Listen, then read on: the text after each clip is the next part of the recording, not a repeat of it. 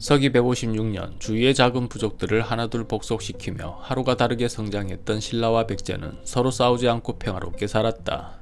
그것은 두 나라가 평화를 원했다기보다는 힘이 강하고 대등하여 먼저 공격하기에 큰 부담이었기 때문에 이루어진 불안한 평화였다.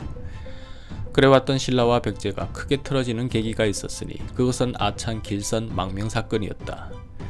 길선은 신라에서 아찬이라는 별세를 지낸 사람인데 하루는 그를 따르던 무리들을 집에 초대해 은밀하게 말했다.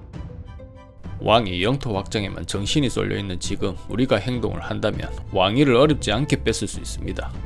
이번에도 영토 확장의 뜻으로 특히 고구려와의 적경인 장령진에 직접 행차하여 그 곧병사들을 위로한다 카이 성을 비울 깁니다. 이때를 틈타 궁을 점령하고 왕이 복귀를 막는다면 세상은 하루아침에 우리 손에 들어올 깁니다. 좋은 계책입니다. 우리는 아찬의 뜻에 따를 것입니다. 그러나 길선의 계획은 오래가지 못했다. 신라왕 아달라 이사금은 평소 길선의 행실을 수상히 여겨 사람을 붙여놓았고 대신들이 그의 집에 모이는 것을 파악한 염탐꾼이 대화 내용을 듣고 왕에게 아뢰었다. 왕께서 걱정하신 대로입니다. 길선은 따르는 무리를 모아 모반을 꾀하고 있었습니다. 안 그래도 이놈이 나를 보는 눈빛이 예사롭지 않더니 이것이었구만. 내 이놈을 잡아다 찢어 죽일 기다. 니는 이 길로 길선의 집으로 달려가 그놈을 내 앞에 잡아오도록 해라. 왕을 호위하던 군사들이 급히 길선의 집으로 쳐들어갔으나 길선은 집에 없었다. 큰일을 앞두고 마음이 심란해 길선은 잠시 집 밖으로 나가 산책을 하던 중이었으니 그로서는 천만다행이었다. 이 사실을 알고 그의 오랜 벗이 급하게 길선에게 달려와 말했다. 여기 있었구만. 내가 먼저 찾아 천만다행일세. 지금 병사들이 자네 집을 포위하고 자네를 잡는다고 혈안일세. 병사들이 우리 계획이 새어나간 것인가? 아무래도 그런 것 같네. 우선 몸을 피해야 하지 않겠나? 길선은 난감했다. 가본들 어디로 간단 말이고? 길선은 급한 대로 백제의 국경지대까지 말을 타고 달렸다. 이때 왕의 무사들이 그를 쫓아오니 길선은 그대로 백제의 국경을 넘어가 버렸다. 무사들은 길선을 잡아야 했지만 국경을 넘어버린 마당에 더 이상 어찌할 수는 없었다. 그대로 돌아가 왕에게 이 사실을 아뢰었다. 폐하, 길선을 쫓아 붙잡기 일보 직전이었지만 그가 국경을 넘어 백제로 가버리는 바람에 포획하지 못했습니다. 뭐라? 백제로 건너갔다고? 알았다. 내 직접 백제 왕에게 서신을 보내 길선을 돌려달라 할기다. 아달라 이사궁 왕은 곧바로 백제 왕에게 보낼 서신을 썼다. 한편 백제와의 국경지대에서 병사들에 사로잡힌 길선이 백제의 계루왕 앞에 끌려왔다. 계루왕이 물었다. 너는 신라에서 아찬의 벼슬을 하는 자라 들었는데 왜 우리 백제로 넘어왔는가? 저는 평소 백제왕을 흠모해왔고 신라왕의 영토 확장 정책으로 계림령과 중령의 교통로를 만들며 백제를 공격하려고 하는 계획을 강력히 반대해왔습니다.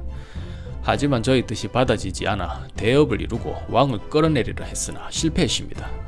이 모든 것이 백제를 구하기 위한 계획이 어긋나버린 것이니 부디 헤아려 주십시오. 길선의 그 말에 백제왕이 실소를 감추지 못했다. 웃기고 있네. 그 말을 나보고 지금 믿으라는 것인가? 조금 있으면 저를 돌려달라 하는 신라왕의 요구가 있을 깁니다. 제가 정말 첩자라면 그 같은 요구를 할 리가 없을 깁니다. 오냐, 내 너의 말대로 될 것인지 한번 지켜보마. 네 목숨은 일단 그때까지만 살려두겠다. 그리고 얼마 후 길선의 말대로 신라왕의 서신이 왔는데 내용은 다음과 같았다. 백제왕 보이소. 우리 신라와 백제는 서로 싸우지 않고 평화롭게 지냈어. 그런데 과인을 속이고 왕위를 찬탈하려고 한 길선이란 놈이 백제로 도망갔소이다. 이에 길선을 돌려줄 것을 강력히 희망하는 바이며 돌려주지 않는다면 전쟁이 있을 뿐이외다. 신라왕의 서신을 읽은 백제왕은 화가 머리 꼭대기까지 났다.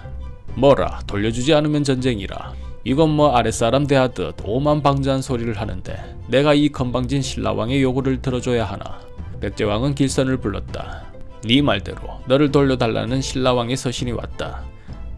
저를 신라에 보내실 깁니까? 왕은 마음속에 돌려주지 않겠다는 결론이 이미 났으나 모른 척 길선을 떠보았다. 글쎄, 그동안 서로 사이좋게 지냈는데 너 하나 때문에 국가 간에 마찰이 생겨서야 되겠나? 내가 너를 살려줘야 할 이유가 하나도 없다. 왕의 그 말에 길선이 호탕하게 웃었다. 곧 죽을 놈이 쳐웃다니 실성을 한 것이냐. 한바탕 크게 웃던 길선이 웃음을 멈추고 호탕하게 말했다. 어찌 왕께서는 한치 앞만 보시고 깊게 헤아리지 못하십니까? 평소 어진 임금이라 흠모해 왔건만 제가 사람을 잘못 본 것 같습니다. 한치 앞만 보고 있다니 그것은 무슨 말이냐.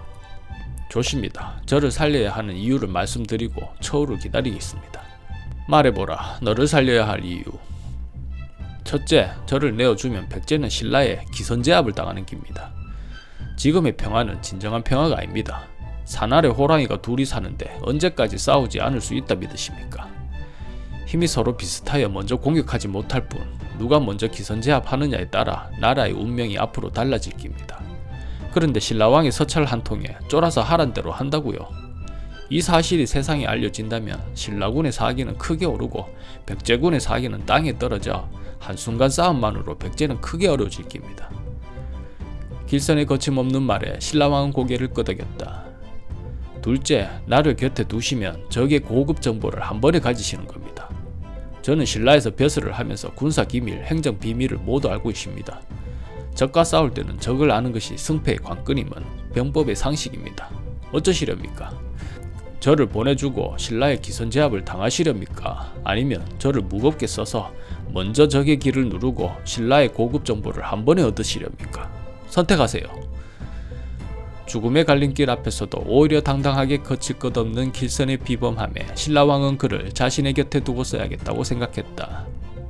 한편 서신을 보낸 지 한참이 지나도 답장이 없자 신라왕은 분노하여 군을 일으켜 백제를 공격했다. 길서이 어디 있노? 길서이 내놔라. 신라 장수의 물음에 백제의 성주가 대답했다. 길선이 누구냐? 우리는 모르는 사람이다. 길선이 백제로 도망쳐 들어갔는데 너희들이 모른다 것이 말이 되나? 그렇다면 국경수비대의 눈을 피해 어디론가 도망쳤겠지. 어쨌든 우리는 모르는 일이다. 이렇게 백제 성주는 조정으로부터 미리 언지를 받고 끝까지 모른 척 버텼다. 그리고 성문을 굳게 닫아 걸고 방어만 할 뿐 나아가 싸우지 않았다. 튼튼한 성에 기대어 나와 싸우지 않고 방어만 하니 성을 함락하지 못하고 시간만 보내던 신라 군사들은 결국 식량이 떨어져 후퇴할 수밖에 없었다. 그 뒤 백제는 길선의 정보로 167년, 170년 신라의 약한 지역을 공격했고 167년에는 신라 서쪽 변경의 두 성을 점령했다. 이에 아달라 이사금은 2만 군사를 동원해 백제에 반격했다. 이렇게 국가 간의 관계가 틀어진 백제와 신라는 이후 204년간 10차례나 크고 작은 전쟁을 치렀다. 그 싸움의 중심에 길선망명 사건이 있었다.